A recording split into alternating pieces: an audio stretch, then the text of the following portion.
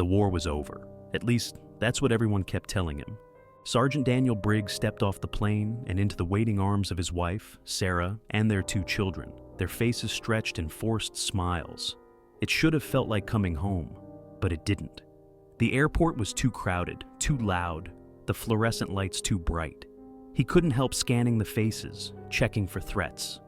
He told himself it would pass, that the tightness in his chest would ease, that his body would stop tensing at the slightest noise. But deep down, he knew better. Because the war wasn't over, not for him. At first, things seemed almost normal. Sarah cooked his favorite meals, the kids were careful around him, and the house smelled the same, clean linen and Sarah's lavender candles. He sat at the kitchen table while his daughter, Emily, did her homework and his son, Jake, asked him about war stories. But nights were different. In the darkness, the house felt like enemy territory. Every creak of the old floorboards, every gust of wind rattling the windows, every shadow stretching along the walls. It all felt wrong. Sarah lay beside him, her breathing slow and steady. But Daniel stared at the ceiling, his fists clenched beneath the sheets, sweat pooling at the base of his neck. The nightmares came fast and relentless.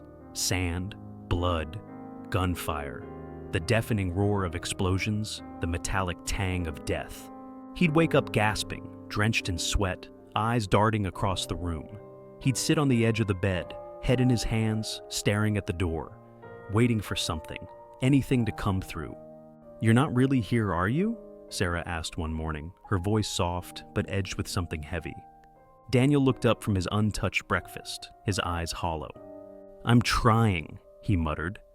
She reached for his hand. "We want you back, Danny, but you have to let the past go." He forced a smile, nodding, but he couldn't tell her the truth. The past wasn't letting go of him. Days turned to weeks, and Daniel found himself retreating further.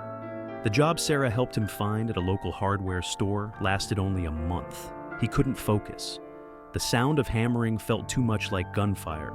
The smell of sawdust, too much like burning rubble. One day, a customer accidentally dropped a shelf of nails behind him, and Daniel hit the ground, covering his head, screaming for cover. He never went back after that. Sarah watched him closely, worried eyes tracking his every move. The kids grew quiet, hesitant to hug him like they used to. And the paranoia got worse. He'd stand at the windows late at night, watching the neighborhood with sharp eyes. Every passing car was a potential threat. Every neighbor walking their dog felt like a spy. Once, he swore he saw someone standing by the tree line at the edge of their backyard, a figure just watching. He didn't tell Sarah. She already thought he was losing it. The night it all fell apart, it was cold and quiet. Too quiet. Daniel sat on the couch, the house swallowed in darkness, except for the dim glow of the TV. His eyes were fixed on the security cameras he'd set up around the house. Then he heard it. A floorboard creaked upstairs. His breath hitched, his pulse hammering in his ears. He grabbed the pistol he kept hidden beneath the couch cushion and moved silently, creeping up the staircase with precision. Another sound. Closer this time. He rounded the corner to the hallway, his hands steady, his training kicking in. The silhouette moved down the hallway toward the bedroom. Daniel didn't think. He raised the gun, finger on the trigger. "Stop right there!" he barked, his voice shaking. The figure froze.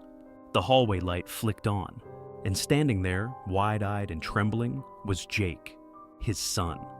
The gun nearly slipped from Daniel's grip as horror flooded his veins. "Dad?" Jake whispered, his voice small and afraid. Sarah came running, her face pale as she pulled Jake into her arms, shielding him from Daniel like he was a monster. "What the hell is wrong with you?" she screamed.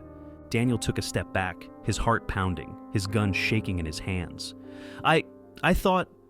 But there was no excuse, no way to take it back. Jake sobbed into Sarah's chest, and Emily peeked out from her bedroom, tears streaming down her face. Daniel knew, in that moment, he had already lost them. The next morning, Sarah packed the bags. She didn't say much, just quiet, tired sighs as she stuffed clothes into suitcases, Jake and Emily clinging to her side. Daniel stood in the doorway, hollow, his hands trembling at his sides. "Please, I can fix this?" Sarah shook her head, tears spilling down her cheeks. "I can't do this anymore, Danny.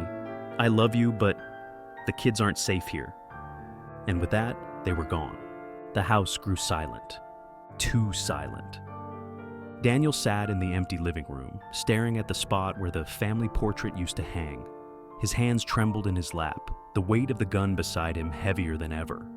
The shadows stretched long across the walls, whispering in the quiet. You'll never escape. And Daniel knew the war had finally won. The neighbors said they saw him outside sometimes, staring at nothing, talking to no one. Weeks passed. The house remained dark, the curtains always drawn. And one day, when the landlord finally unlocked the door to check on him, he found the house coated in dust. Daniel's gun sat on the table, a half-empty beer bottle beside it, and the TV screen flickered with static, as if waiting for something. But Daniel was gone. No note, no sign of struggle, just gone.